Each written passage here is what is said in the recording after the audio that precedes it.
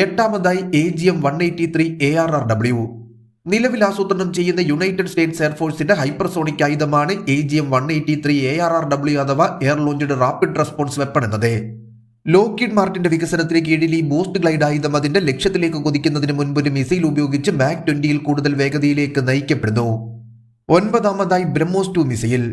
ബ്രഹ്മോസ് 2 അല്ലെങ്കിൽ ബ്രഹ്മോസ് മാർക്ക് 2 നിലവിൽ ഇന്ത്യയുടെ DRDOയും റഷ്യയുടെ NBOയും അഷ്നോസ്ട്രോണിയും ചേർന്ന് വികസിപ്പിച്ചുകൊണ്ടിരിക്കുന്ന ഒരു ഹൈപ്പർസോണിക് ക്രൂയിസ് മിസൈലാണ്.